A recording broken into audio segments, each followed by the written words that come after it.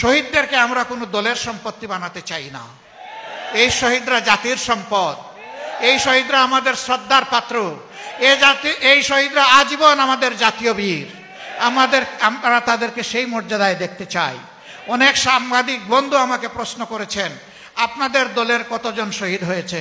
আমি বলেছি, আমরা মজলুমের দলে সামিল হয়ে যারাই শহীদ হয়েছে তারা সকলেই আমাদের দলে, তারা সকলেই 18 কোটি মানুষের দলে। অতএব তাদেরকে আমরা দলীয় সম্পদ বানাতে চাই না। আমরা আল্লাহর উপর ভরসা করে সিদ্ধান্ত নিয়েছিলাম, যে কয়টা শহীদ পরিবারের সন্ধান পাবে সেই কয়টা শহীদ পরিবারে জামাতে ইসলামী পৌঁছে যাবে ইনশাআল্লাহ। আমরা গিয়ে তাদের ভাগ্যের পরিবর্তন করতে পারবো না, গিয়ে শুধু বলবো আমরাও আপনার পরিবারের সদস্য। গিয়ে শুধু বলবো এখন থেকে বাকি জিন্দেগি আমরা একই সাথে সুখ দুঃখের অংশীদার।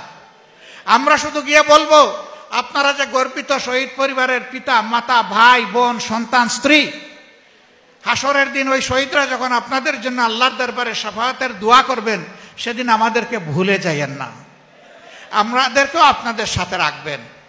আমরা এই কথাগুলা বলার জন্য তাদের কাছে ছুটে যাচ্ছি। সম্মানিত ভাইয়েরা, আহত হয়েছে লাখো লাখো তরুণ যুবক, সাধারণ মানুষ, আলিম উলামা এই আন্দোলনে একাকার হয়ে গিয়েছিলেন। আল্লাহু আকবার। আমরা তাদের সকলের কাছে যেতে পারিনি বলে দুঃখিত, কিন্তু আমরা আমাদের স্থানীয় সবগুলা সংগঠনকে বলেছি, যেখানেই আহতের সন্ধান পাবেন সেখানেই চলে যান, ওর কপালে চুমু দেন, ওর জন্য দোয়া করেন, আল্লাহ যেন তাকে শিফার নিয়ামত দান করেন, সে যেন সুস্থ হয়ে উঠে এই জাতির জন্য আবার লড়াই করতে পারে। আমি হাসপাতালে গিয়েছি, হাত নাই পা নাই, জিজ্ঞেস করেছি তোমার অনুভূতিকে, বলে যে আমি খুব খুশি। আমি বলি কেন তুমি খুশি? কই আমার দেশ স্বাধীন হয়েছে। আল্লাহু আকবার, আল্লাহু আকবার। আমি জিজ্ঞেস করেছি বাকি জিন্দেগি তোমাকে তো সতর্ক হয়ে চলতে হবে, বলে যে প্রয়োজনে আবার লড়াই করব, এক হাত চলে গেছে আরেক হাত দেওয়ার জন্য প্রস্তুত আছি। স্যালুট, ওদেরকে সালাম জানাই, আল্লাহ এদের ইজ্জত বৃদ্ধি করে দিন। এইরকম সন্তানেরা যে মায়ের গর্ভে জন্ম নিয়েছে সেই মা অবশ্যই সৌভাগ্যবান মা, আমরা সেই মায়ের জন্যও দোয়া করি। সম্মানিত বন্ধুগণ, দুঃখের কাহিনী, শহীদ পরিবারের কাছে যখন যাই দুঃখ ধরে রাখতে পারি না। একজন একটু আজানের জবাব দেবেন। আমি রাজশাহীতে গেলাম, একটা তরুণী মেয়ে, তার শাশুড়ি এবং পরিবারের সদস্যরা তার নিয়ে আমার সামনে আসলেন।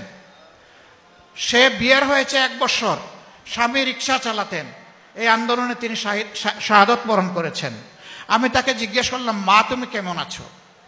সে কেঁদে দিয়ে বলল, আপনি আমাকে মা বলেছেন, আমি শান্তি পেলাম, কিন্তু আমার গর্ভের সন্তানের কি হবে? আমার গর্ভে তো 6 মাসের সন্তান। সে চোখে অন্ধকার দেখছে। আমি তাকে বললাম আল্লাহ আছে, আর আজকে থেকে তোমার সন্তানের আমরা হচ্ছি অংশীদার। এই সন্তান জন্ম নেও, একটা সুস্থ সন্তান হিসেবে আমরা দোয়া করি, ছেলে হোক মেয়ে হোক, যতদিন তার লেখাপড়ার প্রয়োজন হবে এই বেড়ে ওঠা পর্যন্ত এই দায়িত্ব বাংলাদেশ জামাতে ইসলামের। তোমারও পরিবারের দায়িত্ব বাংলাদেশ জামাতে ইসলামের। আমি কথা বলেছি ঠিকই, কিন্তু আমি কি তার স্বামী ফিরিয়ে দিতে পারবো? ওই সন্তান যখন ভূমিষ্ঠ হবে, তার মুখে যখন জবান ফুটবে, সে কি বাবা ডাকার কাউকে পাবে? যখন দেখবে তার মতো সন্তানেরা কাউকে বাবা ডাকে, কাউকে চাচা ডাকে, তখন সে চাচা পাবে, কিন্তু বাবা তো পাবে না। ঠিক ঢাকার সাইনবোর্ড এলাকায় এক মহিলা, তিনি ওই সমস্ত গুলাগুলির দৃশ্য দেখার জন্য জানালায় একটু মুখ বাড়িয়েছিলেন। আকাশ থেকে ছোড়া গুলা এসে তার বুক এফুড় উফড় দিয়ে তাকে দুনিয়া থেকে নিয়ে গেল। তার 2 মাসের সন্তান, স্বামী গার্মেন্টস কর্মী, গরিব মানুষ। আমরা বলেছি আমরাও আপনার পরিবারের সদস্য এবং আপনি এখন থেকে আমাদের পরিবারের সদস্য। আলহামদুলিল্লাহ, আমরা যতটুকু পৌঁছতে পারছি আল্লাহর উপর ভরসা করে আমরা এই দায়িত্ব নিচ্ছি। আমরা সরকার নই, কিন্তু আমরা সরকারের চাইতেও যিনি বড়, যার হাতে সমস্ত কুওয়াত, সমস্ত ভান্ডার, নিয়ামতের ভান্ডার, আমরা তার উপর ভরসা রাখি। এবং আলহামদুলিল্লাহ এ পর্যন্ত আল্লাহ আমাদেরকে আটকাননি। আমরা বিশ্বাস করি আল্লাহ তাআলা এই নেক কাজে আমাদেরকে আটকাবেন না। আমরা শরীফ পরিবারের প্রতি আবারও গভীর শ্রদ্ধা নিবেদন করে বলতে চাই, আমাদেরকে মেহেরবানি করে আপনাদের পরিবারের সদস্য হিসাবে কবুল করুন। আমরা আপনাদের সাথে থাকতে স্বস্তি বোধ করি, আমরা গৌরব বোধ করব, আমরা আল্লাহ শুকরিয়া আদায় করব যে আমরাও শহীদ পরিবারের সদস্য। এই শাহাদাতের মিছিলে বহু আলিম উলামা সামিল হয়েছে, মাদ্রাসার হাফিজ ছাত্ররা সামিল হয়েছে। আজকে এ নিয়ে আমি অনুরোধ করব, আমরা কেউ যেন ক্রেডিট কাড়াকাড়ি না করি, যে আন্দোলন আমার চেষ্টার ফসল, ত্যাগের ফসল, এটা যেন কেউ না বলি। আলহামদুলিল্লাহ, আমরা যেন বলি যে এটা আমাদের সকলের ত্যাগের ফসল। তাইলে সকলের প্রতি সম্মান দেখানো হবে।